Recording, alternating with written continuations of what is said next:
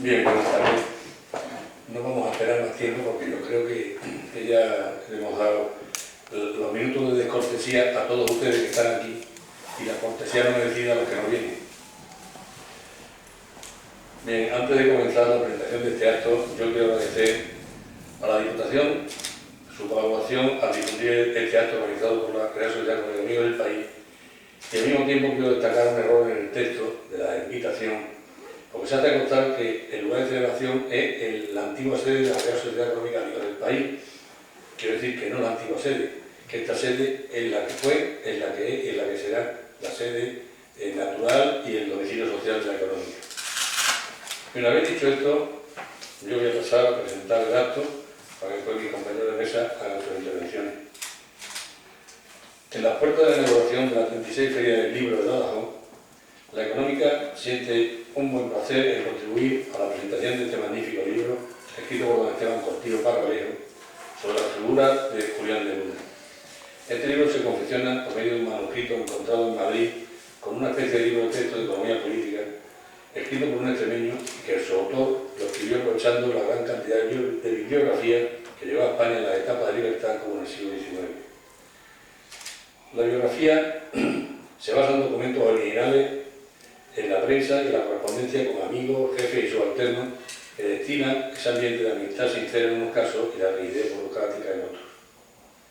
En las reflexiones de don Julián hay una en la que se pregunta: ¿por qué en economía no han de tener lugar las mayorías que todo lo deciden en política? Al igual que también es también imposible que siendo la ley de hechura de los ricos busque la justicia. Tenemos con nosotros su autor, don Esteban Cortijo, que nos hablará sobre el texto y al cual le damos las gracias y la bienvenida a esta económica que también conoce. Bienvenido, Esteban. También nos acompaña el profesor titular de la Facultad de Económica de la Universidad de Extremadura, don Francisco Parejo Moruno, que es autor de uno de los 3 prólogos que se compone el libro, concretamente el de materia económica. Bienvenido, gracias por su presencia. Los otros 2 prólogos corresponden, como bien sabido, uno de ellos al autor, el de la bibliografía, y el otro a la profesora de la Universidad Pompeu Fabra de Barcelona y extremeña, como los dos anteriores, Ana Córdoba. Don Julián de Luna y Peña nace en Salzacapilla y es abuelo del escritor y muchas cosas más, Mario Rosso de Luna, nacido en Logrosán. Aunque de don Julián poco voy a decir, porque lo harán mis ilustrados compañeros de mesa, no quiero dejar de hacer algunos breves comentarios. Don Julián, a pesar de declararse ateneísta, como dice el autor, es también un fiel amigo del país. Fue socio de la Matritense y la de Badajoz fue el primer catedrático titular de la Cátedra de Agricultura creada por la Real Sociedad con Amigos del País de Badajoz con fecha 26 de noviembre de 1818 y cuyo nombramiento se le concede el 18 de abril de 1819 tras una selección realizada entre varios pretendientes. También tuvo una vida pródiga en actividades políticas. Fue gobernador en Cáceres, Vizcaya y Huelva. Don Nicomedes Pastor Díaz dijo de este hijo de la enciclopedia que muchos de los que han mandado provincia no perderían nada con ser durante un tiempo sus amanuenses. Cuando abandonó Vizcaya como jefe político, la Diputación Foral le entregó un manuscrito que más o menos decía lo siguiente: su señoría se apartará de nuestra villa, pero jamás de nuestros corazones, y hasta en el seno de su hogar, donde se reposará tranquilo con los suyos, nuestra gratitud le acompañará eternamente. Tampoco quiero dejar de comentar la cita que sobre él hizo Donoso Cortés, que es una defensa que hizo de nuestra económica de Badajoz ante el Ministerio por un expediente existente que hacía peligrar nuestra existencia, en el cual le decía: es la imprudencia de usted meterse con quien puede más. No hay duda en que usted está destinado a ser víctima de todos los partidos. El liberal exaltado despoja a usted de su destino y el carlista de su camino. Triste suerte del hombre de bien. Para los derrotistas les dejó una frase, un mensaje que era: imaginar que el natural destino de la humanidad es vivir martirizada sería una impiedad absurda y una atroz impostura. Y sobre don Julián de Luna no quiero terminar sin dar a conocer un documento manuscrito que podrán contemplar en las vitrinas que se encuentran ahí en el fondo y que dice más o menos lo siguiente, porque hemos tenido que copiarlo como hemos podido y descifrar muchas cosas de ello. Dice: en vista del oficio que de acuerdo de la Real Sociedad Económica de esta capital, para vos, con fecha sede corriente, acerca de la mendicidad e indigencia en que se encuentra el catedrático de Agricultura de esta capital por carecer del pago de su asignación, he acordado la providencia siguiente. En Badajoz, 8 de octubre de 1819, pase a los señores contadores oficial mayor depositario de la económica, a fin de que bajo mi entera y única responsabilidad entreguen al catedrático de la Agricultura, don Julián de Luna, los 2.000 reales que del fondo de subsistencia le he mandado a donar con calidad de reintegro de los caudales destinados al pago de dicho catedrático, abriéndose a la sociedad en conversación a verlo así dispuesto. Firma Andrés Ibáñez. Y dice también: al señor secretario de la Sociedad Económica Amigos del País, el catedrático de Agricultura, don Julián de Luna, ha repetido su instancia a esta nuestra sociedad económica para que en virtud de su cometido acribe por cuantos medios corran a su alcance el pago de los atrasos del sueldo que su majestad se sirvió a asignarle. La sociedad, a la razón con que este profesor reclama unos sueldos que tan de justicia se le deben, sueldos en los cuales debe él y toda su familia, mayormente cuando no ha percibido la más mínima parte de ellos, a pesar del declarado tiempo que le están asignados, se ha acordado oficial a vuestra señoría, exponiendo la urgente necesidad que hay de acudir a la grande que este último profesor padece, bajo ese seguro suponiendo que de no conseguir su remedio, la sociedad, para dar cargo de su responsabilidad, se ve en la petición de elevarlo a noticia del soberano, manifestándole que sea cualquiera la causa de no pagar al profesor de Agricultura el resultado, es que si quedan ilusiones en esta parte, sus reales órdenes no es por culpa de la sociedad.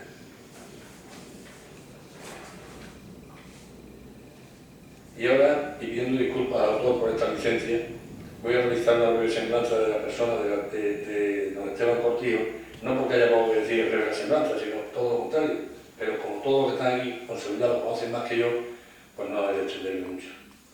Don Esteban Cortijo, nacido en Cañamero, vive en Cáceres, es licenciado en Filosofía, doctor por la Complutense madrileña en 1991 con su tesis sobre la vida y obra de Mario Alonso de Luna, y a su vez también licenciado en Periodismo y es catedrático de instituto, de bachillerato, como se decía entonces. Entre sus principales anhelos y logros ha sido el de devolver la filosofía al lugar donde nace, a la calle, y para ello ha utilizado, entre otras, una potente plataforma como es el Ateneo Cacereño, del que ha sido presidente durante años, desde su refundación en el 2001 hasta su dimisión en el 2015, por considerar que han sido muchos años que se necesita renovación, algo que pensamos mucho, que se necesita renovación local. Entre sus frases me quedo con una que creo dice mucho de una personalidad como la suya. En un sistema capitalista, la mejor forma de ir contra el sistema es trabajar sin cobrar. Con esta idea, convenció a quien correspondía en determinado momento para crear lo que son los gestores culturales. Él reconoce que uno de los momentos más duros de su vida fue la etapa de la búsqueda de trabajo, como ocurre ahora y siempre. Y en ese momento entendí, dice él, que en el estudio del trabajo estaban las dos ruedas de su vida. También hace una manifestación sobre la bondad de viajar, comentando que viajar mucho te da a conocer las cosas de otra manera y te quita el provincialismo, desde luego que eso lo digo yo. Ha escrito numerosas publicaciones, tanto individuales como en colaboración. Tiene publicado 9 libros, coordinador de 16 y editor de 10 más. Es creador del Centro Mario Alonso de Luna, ha viajado como conferenciante por España, Portugal, varios países de Europa y América Latina, fruto de su rica formación académica, y ha organizado simposios internacionales sobre la masonería española y es participante en múltiples foros y asociaciones. Y como creo que mi tiempo no debe de ser más de los 3-4 minutos que me había asignado y creo que me he pasado, doy por terminada mi intervención para que usted pueda disfrutar con la presentación de esta magnífica obra que nos trae a esta sala y le paso la palabra al autor del prólogo en materia económica, don Francisco Palermo. Muchas gracias. Bueno, buenas tardes. Yo quiero empezar agradeciendo en primer lugar la presentación de don Luis Carlos Fajardo. Voy a ser muy breve porque todo lo que tengo que decir prácticamente está en el prólogo del libro. En primer lugar, me gustaría agradecer a Esteban el haberme hecho partícipe en cierto modo de este proyecto. Ya hace varios años que se puso en contacto con Paco Pedraja por un exceso de trabajo y probablemente también porque la especialidad de la materia de economía política me competía más a mí. Yo soy profesor de economía política en la facultad y de cierto modo cuando se puso en contacto conmigo y me sugirió hacer una lectura del primer tratado, me pareció una cosa bastante exótica, un tratado de economía política de un señor de comienzos del XIX, de la primera mitad del siglo XIX, en una época donde es cierto que existe un cierto recorrido en la historia del pensamiento económico español en materia de economía política, pero no estábamos en el centro científico económico europeo. Este centro estaba en Inglaterra y Francia fundamentalmente, y que un extremeño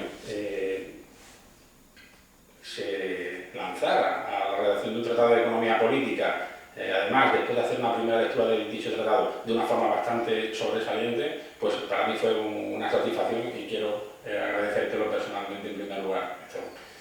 Bueno,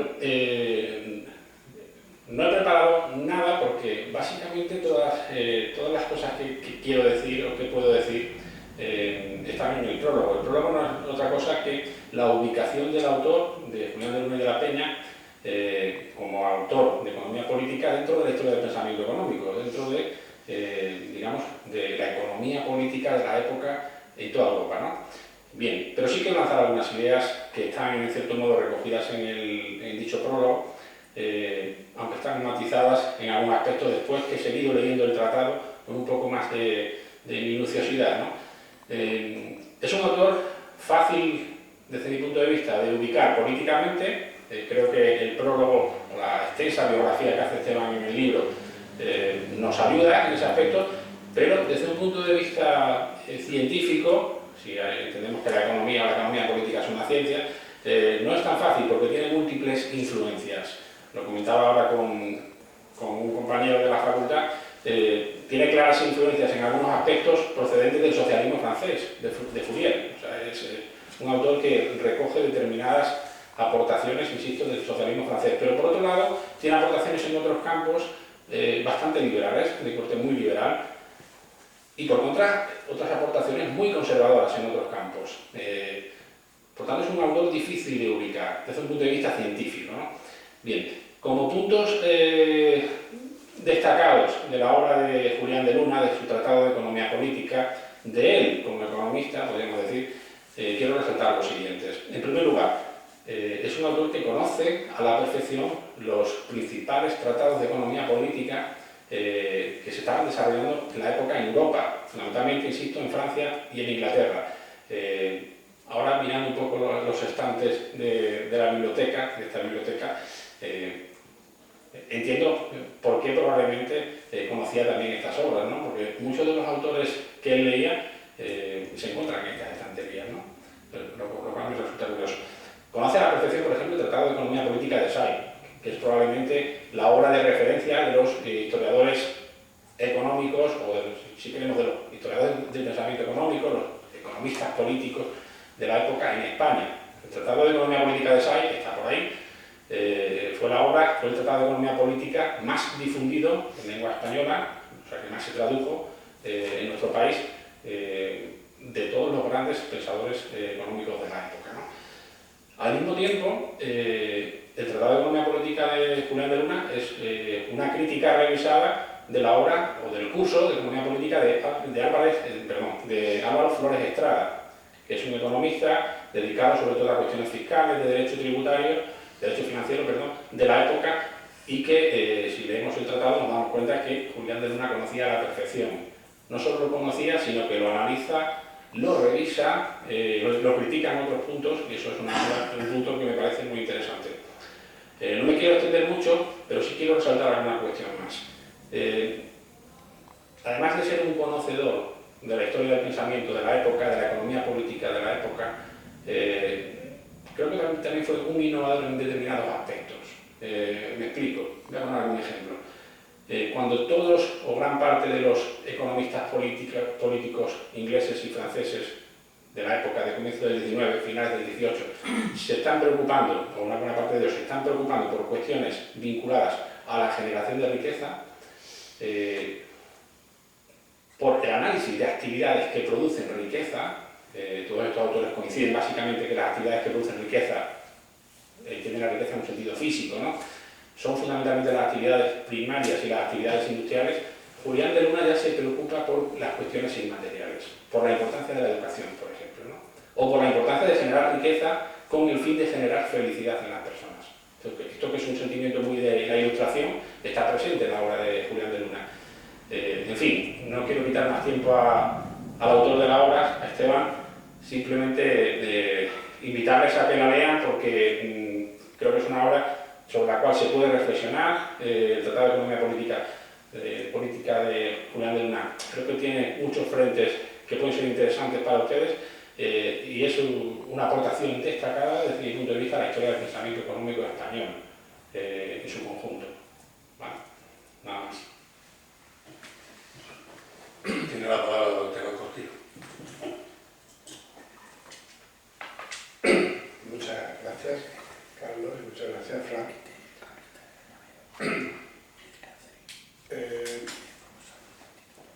Lo primero que quiero es daros las gracias porque en una tarde de primavera, aunque un poco airada, porque hace un aire un poco frío y desapacible, que estéis aquí. Y me voy a limitar a señalar algunas cuestiones de forma muy concreta porque, según me dijo algún buen amigo, el jueves pasado en el Ateneo me enrollé mucho cuando hablé de la presentación de Julián de Luna. Y en ese sentido, pues yo lo primero que quiero decir es que estoy encantado de que esta presentación se haga en esta casa. Las referencias que ha hecho Fran ya son también muy interesantes porque en aquella época y Julián de Luna pues citaba ampliamente y comentaba y criticaba y mostraba su disconformidad con algunos de los gurús de la economía de la época, ¿no? Y en ese sentido, pues es uno de los objetivos también de este acto y de esta presentación, como tenéis allí la oportunidad de verlo a la entrada, pues es un intercambio que hemos hecho vistoso de documentos que había aquí donde figura Julián de Luna y otros que tenía yo que los he dejado también para que los copien, porque realmente la figura de Rosso, de su abuelo, de Julián de Luna, debió dejar aquí una huella que quizás con la caligrafía podamos localizarla aún más. ¿Cómo se me ha ocurrido a mí, que soy un mal filósofo y peor periodista probablemente, hacer una cosa de historia? Pues todo esto tiene que ver con don Mario Rosso de Luna, claro, porque yo hice mi tesina en mis primeros trabajos y cuando ya lo había dejado y iba a hacer una cosa académica que era niveles de la objetividad científica como tesis, pues un día en Madrid la nieta me abre un armario, me enseña un montón de carpetas y de libros encuadernados con cartas y los libros originales encuadernados con piel por él y tal, que podéis ver en una de las fotos que aparecen en el libro en gran parte. Pues me vi obligado, me dije esto, haz lo que quieras con ello, porque de alguna forma después de 4 años ya tenían confianza en mí, ¿no? Y me vi realmente emotivamente y extremadamente obligado a cumplir un poco ese compromiso y dar a conocer más a la figura de Rosso de Luna, que ya entonces Juan Cuerto y otros tenían la idea de que era más asturiano que extremeño, y a veces lo escribía. Bien, una de las cosas que me dio feria, Hernández Pacheco y Rosso de Luna, fue ese manuscrito que tenéis ahí a la entrada. Claro, había tantas cosas de Rosso de Luna que yo esto pues lo dejé al margen. Y fue cuando ya me fui enterando, y a veces hacía alusiones a Julián de Luna, cuando me pareció adecuado preocuparme de él. Lo único que hasta ahora se ha hecho al respecto de este manuscrito, pues vino de la mano de aquí presente Manuel Pecellín, porque le di una copia del manuscrito de Jan, ¿cómo se dice?, a máquina mecanografiado, y bueno, pues la referencia que ha hecho a Pedraja Fran, porque Manolo se lo pasó a Pedraja y seleccionó un apartado para hacer un artículo en la revista de Estudios Extremeños. Era lo único que había, salvo algunas referencias biográficas de Gil Nogales y alguna mínima, incluso confusa, referencia en gente que ha hablado de la educación en Extremadura o gente que ha hablado de alguno de estos trabajos de Julián de Luna. claro, yo cuando una de las ideas también que resaltaba el jueves pasado era que yo me considero un trabajador público y siempre he trabajado por la empresa pública, no por la empresa privada, y sin embargo he tenido una gran actividad privada y entre otras cosas pues fundando y dirigiendo, como he dicho muy amablemente antes Fajardo, el Centro Rosso de Luna y después el Ateneo de Cáceres en su segunda época. Y entonces pues ha sido de alguna manera pues una especie como de compromiso, digo, pero qué pena que un tipo así no se conozca. Y así comprenderéis la dedicatoria que tiene el libro a los cronistas extremeños. Aquí está Paco Bobadilla, que es muy amable que ha venido, porque lo digo, está dedicado a estos cronistas que somos, ya con este y con alguna otra biografía que tengo también, son creadores de muchos guiones, de grandes guiones sin película. Es una pena que aquí no haya infraestructura porque hay películas fantásticas, hay personalidades desconocidas fantásticas que, bueno, pues a lo mejor en el siglo XXII se recuperan, ¿no? Bien, cuando ya puse en ordenador todo el manuscrito, se lo fui pasando, no sé si entero por etapas, a Fran y a mi amiga Ana Córdoba, que es del Hijo de Coria, pero que es profesora, como has dicho, en la Pompeu Fabra y es economista y abogada. Entonces, pues he destacado de su, creo que es más que de los prólogos, es de alguna carta de correo. Ana dice, me parece absolutamente fascinante y una auténtica joya del siglo XIX este manual. Seguramente de haber nacido en otro lugar hoy sería uno de los padres de la economía moderna, dice Ana. Y Frank pues, destaca una cosa que algún autor pues, había puesto en duda, pero que había que investigarlo más, como era Gino Vanesen, ¿no? Y es el perfil socialista o marxista, en particular lo del socialismo utópico que algunos yo directamente, o sea, se lo aplico, pero otros tienen ciertas dudas. Y entonces, dada la época en la que escribe este manuscrito, que como se verá en la biografía, pues hay referencias ya a quien lo había visto, un famoso médico, amigo de políticos y tal, un tal Espárrago, de ahí de Valencia de Alcántara, y que entonces decía que ya lo había leído y esto era el año 1839. Y luego, como en el 43 él ya se retira de todo, pues se supone que siguió trabajando en él y que le ayudó en algún momento su hijo, ¿no? Por lo menos como para escribir, y por alguna referencia que yo he visto en el manuscrito posteriores al 48, que es cuando muere Julián de Luna. Entonces, esta referencia al perfil socialista o marxista, yo creo que, según dice Frank, está presente en buena parte del Tratado de Luna.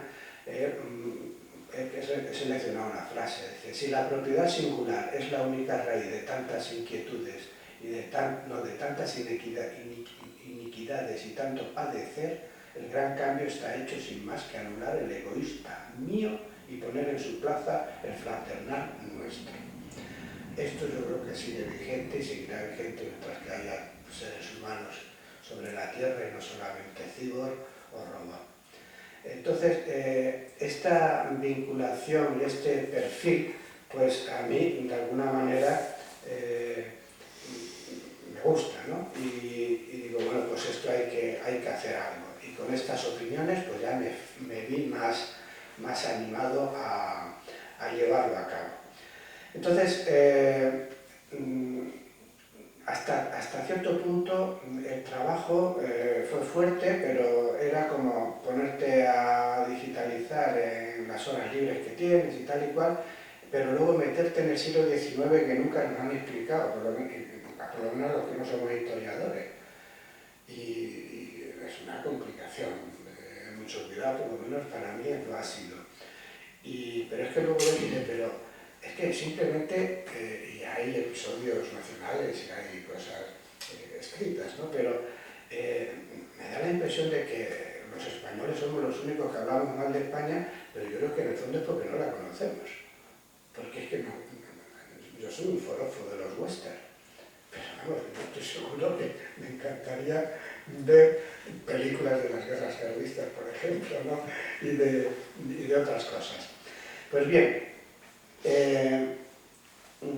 yo he destacado, tenía destacado 11 puntos, así como concretos, pues si luego alguno de ellos os interesa, pues se puede ampliar, y he añadido un duodécimo, porque el 11 no me gusta tanto como el 12, ¿no? Están los 12 apóstoles y los 12 tal, el 12 parece que es como la docena mejor, ¿no?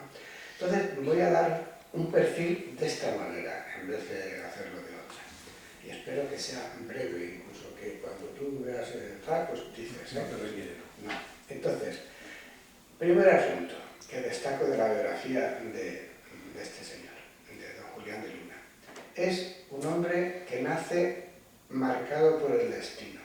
Esto lo he destacado en el artículo de la revista de Estudios Extremeños, porque nace justamente en el 1789, que es la toma de la Bastilla, y muere en la Comuna de París, en el 1848, 1848.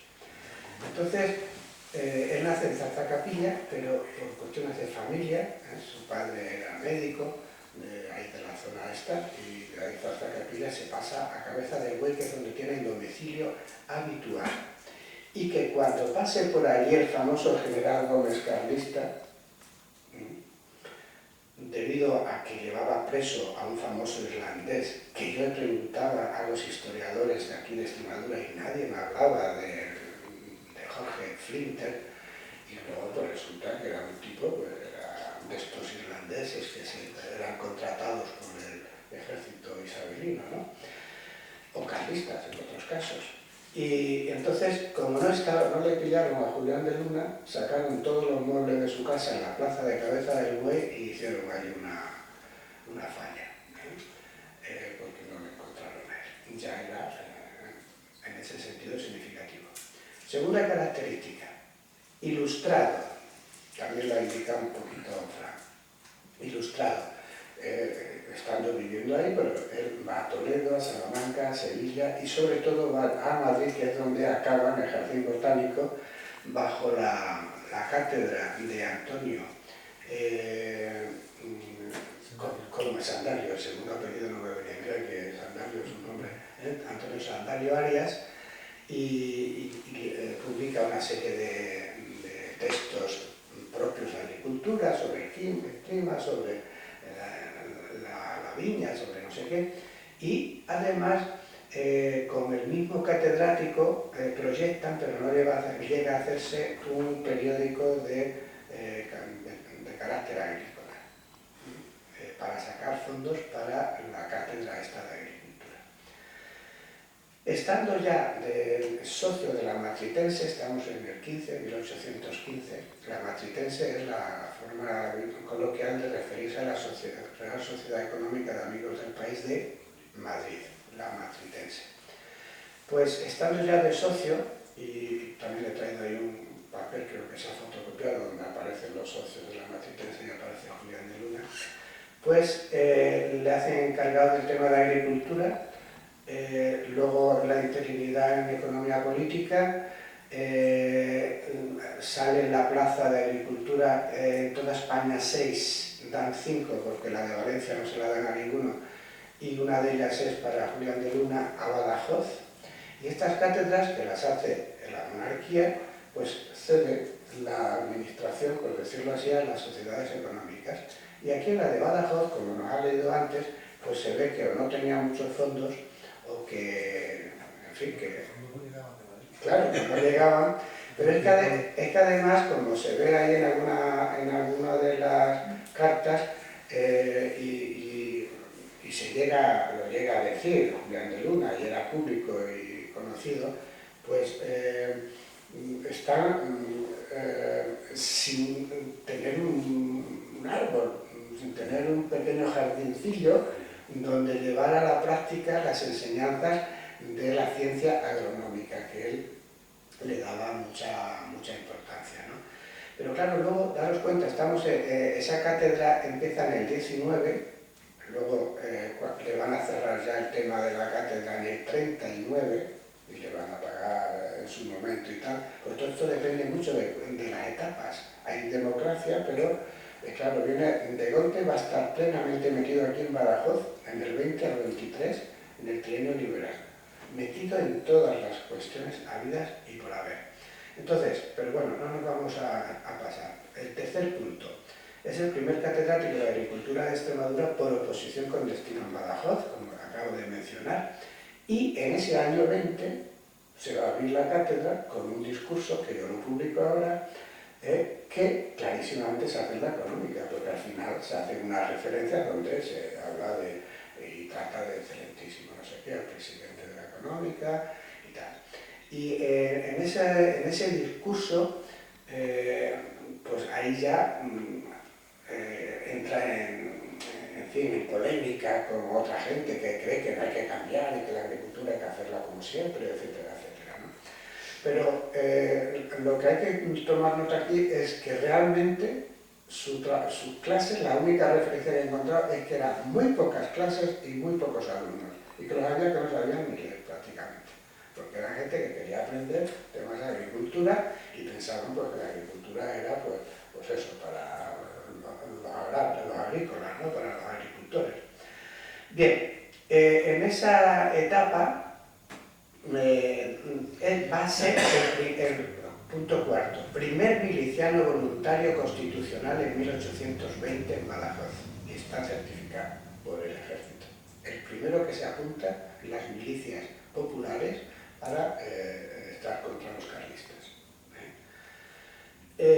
Quinto punto, única autoridad como secretario interino de la Diputación, que lo hicieron en septiembre del año 23, cuando entran las tropas de los 100.000 hijos de San Luis, cuando entran las tropas en Badajoz en noviembre de ese año, y que él es todos los diputados han ido a Portugal, y él es el que se queda esperando y abre el tesoro de la Diputación y bueno, pues les dice que él está allí de funcionario, de interino, de secretario de la Diputación.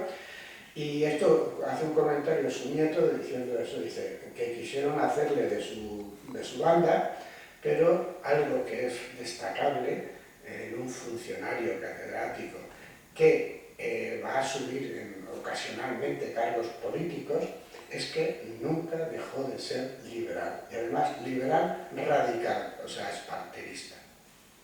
Y eso le va a traer una serie de consecuencias, como se puede ver. Bien, pues nada, no le matan, pero le mandan al destierro. Y en el destierro, en Cabeza del Buey, después de pasar aquí casi un año, vete a saber de qué manera, porque tenía la familia y tal y cual, pues él va a Cabeza del Buey andando, pero bueno, le viene la familia ya con animales, con bestias, y le recogen ahí en Talavera la Real, y eso viene en un pasaporte que también lo tengo, y que viene por detrás la firma porque tenía que firmarle al alcalde y tal, una cosa era seria. Y ahí es donde hay la única descripción de cómo era él. Sexta cuestión, es el profesor más progresista que su alumno, el típico modelo que creo que algunos conocéis, fue maestro de Donoso Cortés y mantuvieron la amistad toda la vida, porque el padre de Donoso Cortés le lleva a don Benito para dar clases en esta época que estamos entre el 33 entre el 23 y el 33, que es la famosa década, ¿no? Con la que todavía aguantaba Fernando VII. Y en esas clases, con mucho cariño, niño mío, no sé qué, una literatura muy curiosa, que también está ahí por publicar, lo tengo ya, son bastantes cartas, no me acuerdo ahora cuántas, que también las tengo. Y entonces, él se mantiene liberal y Donoso se lo dice a veces, bueno, ha hecho una referencia, dice, es que te empeña, tienes que saber elegir con quién te metes. Es una cosa que le pasa a cualquiera, por lo menos este que está hablando. Entonces, a este hombre le pasaba que él iba, pues políticos, pues siguió siendo así, y eso también, sobre todo en Cáceres, le creó mucho problema. Séptima cuestión. Es un hombre que se mueve entre la instrucción pública, la educación, la enseñanza y la política, porque ya en el trienio le dan algunos cargos, sobre todo con las cuentas, con cobrar, con ir a la tesorería, etcétera, etcétera. Pero en la década también estuvo, con el pretexto de dar clases de matemáticas, estuvo organizando grupos de milicianos para, cuando muere Fernando VII, pues ponerse al servicio de la reina madre, o sea, de la mujer de doña Cristina. Él, ya en el 37, va a ser secretario del gobierno político de Cáceres, y lo va a ser como 2 años. Esto ya es entrar en política. En esos años va a ocurrir una serie de cosas también, pero bueno. Octavo punto. Está encarcelado por criticar al ejército de Extremadura. Yo cuando hace poco he leído que si aquí en Extremadura se critica o no se critica y tal, lo hace un periodista muy conocido en el Hoy, pero claro, nadie mete el dedo en el ojo. Entonces, Julián de Luna, en 3 páginas estupendas, que también las he transcrito en el libro, sobre el ejército isabelino en Extremadura, el ejército de Extremadura, bueno, los pone a caldo, pero con nombres y apellidos. Nombres y apellidos. Y esto lo hace siendo ya secretario del gobierno en Cáceres y firmando con otra gente, con otros diputados de Cáceres. Y a pesar de eso, en cuanto que esto se publica en el boletín oficial, pues pum, le buscan y le enchilonan. Pero duró eso muy poco, y es un ejemplo curioso porque el propio gobierno, la reina, porque otra cosa es la reina y tal, pero el gobierno le mete un puro, si me permitís la expresión, a los militares y dice: eso no se puede hacer, hay el militar que quiera acusar algo, que lo haga y que se haga un juicio, pero no se puede ir en contra de la ley de la libertad de imprenta, porque es una cosa que la había hecho incluso oficialmente, ¿no? En fin, es un texto que ya me gustaría a mí que esas cosas salieran, no solo del ejército, sino de otros ámbitos, con la ecuanimidad que yo creo y con la sinceridad de alguien que lo está sufriendo, porque ve que cómo se escapan, cómo no van, cómo dan vueltas en vez de ir contra las partidas carlistas, etc. Novena cuestión. Y esto es muy desconocido, y yo, pues, en fin, saco el libro con los datos que tengo, pero yo no soy historiador, y lo digo en la página 18 del libro, ni soy historiador ni lo pretendo. Es cuestión de que quien quiera ya que profundice. Es el primer cartógrafo, propiamente dicho, probablemente de Extremadura. Lo digo probablemente, porque yo he visto unas cartografías, unos mapas previos, que son, esto estamos hablando de 1838, pues de finales del siglo XVIII, pero son como dibujitos de nada. Y este hace unas cosas más científicas. Entonces, hay una serie de órdenes que están ahí para, precisamente, que haga ese tipo de cosas, y porque las hacía muy científicas.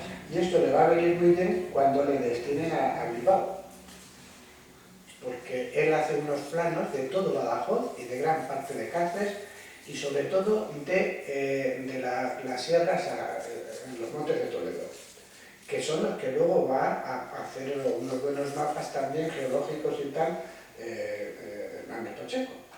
Entonces, eso vino muy bien para luchar contra los grupos carlistas que se infiltraban en Extremadura por la zona esa de Herrera del Duque y tal. Va en 2 ocasiones como candidato a Cortes, pero no sale. Está el sexto de séptimo, de 7 candidatos en el año 39, está el quinto de 9 candidatos en el año 37. le van a hacer catedrático, no lleva ni un año, cuando ya le quita, o sea, se cesa como catedrático de agricultura porque no había tenido realmente efecto en serio, y le liquidan las cuentas y le hacen catedrático interino de matemáticas en el instituto que estaba empezando en Cáceres. Entonces, nada, eso le dura pues, de enero a noviembre o así, porque le van a hacer rápidamente jefe político también de Cáceres. Entonces, esta cátedra de matemáticas, hay una carta que la publicó me imagino, porque la introducción la hice también hace ya bastante tiempo, pero creo que sí lo digo, porque estaba Quintana, que coincidían en Cabeza del Buey en el exilio, el poeta romántico famoso, ¿no? José Quintana, que también tengo bastantes cartas de él, a Julián de Luna. Entonces Quintana era el que en Madrid, si os acordáis, era el que llevaba el tema de educación, y de hecho fue el tutor de Isabel II. O sea, para el padre era, pues eso, estaba desterrado, pero luego la hija, no solo le hacen ese homenaje de que le nombran, no sé qué título así, rimbombante y tal, como poeta, no sé qué, y a la vez tutor de la reina. Entonces Quintana le escribe y dice que se tiene que encargar usted de la elevación o sea, de poner en funcionamiento el Instituto de Cáceres, porque no se fiaban de los demás. Aunque luego los demás quedan como los primeros de la primera planilla de profesores del instituto. Pero para que las cosas empezaran a andar, se fiaban más de él. Y el propio Nicomedes Pastor Díaz también. Décima cuestión. Es una máxima autoridad en 3 provincias, en la época justamente de la posterior a las guerras carlistas, o sea, del 39 para adelante. En primer lugar en Cáceres, desde 40 al 42. Y en Cáceres hay luego referencias, claro, Cáceres, no sé, aquí en Badajoz siempre yo creo que habéis sido un poco más liberales, me parece a mí, porque Cáceres, y en esta época, que los pocos habitantes y tal, allí lo que había era mucha gente levítica, mucha gente clerical, de influencia, muy conservadores, muy tal, ¿no? Parece que aquí ha habido un poquito más de equilibrio, ¿no? O sea, a lo mejor los que sois aquí de Badajoz decís que tampoco ha habido mucha historia, pero bueno, en Cáceres había tantas familias, bueno, ahí pasó el general Gómez y no hubo ningún problema, ni enfrentamiento ni nada. Entraban carlistas por Cáceres sin ningún problema, ¿no? Y este hombre se empeña en cumplir la ley. Y claro, ¿qué es lo que ocurre? Pues que, esto que ahora se llama la corrupción, pues con él no había manera. Entonces, ¿qué es lo que va a ocurrir? Que estando de ministro Facundo Infante, extremeño también, y masón, cosa que Julián de Luna no lo era, porque el primer trabajo que hice de él fue hablar de un liberal del 19, no masón, porque para Fernando VII todos eran iguales, masones, liberales, todos los que no eran de su onda, vamos, igual que con el caso de Franco, el contubernio judeo-masónico comunista, porque los comunistas por una cosa, los judíos por otra, los típicos en España, tal, y los masones pues eran enemigos de él, que tampoco es verdad, tengo bastantes masones con Franco. Bien, entonces, ¿qué quiero decir con esto? Que hay unas cartas que dicen, menos mal, diciéndole al infante, al Facundo Infante, que has cesado a Julián de Luna dice, porque no me acuerdo qué meses, pero que en 2 meses concretos, como que había hecho una represión de toda la carconcia de allí de Cáceres un poco fuerte, todos carlistas, ¿sabes? El caso es que le cesaron. Pero al poco tiempo, o sea, le cesan en enero del 42 y en febrero del 42 le hacen jefe político e intendente de Bilbao, de Vizcaya. O sea, es donde empieza el liberalismo y la revolución industrial en el País Vasco.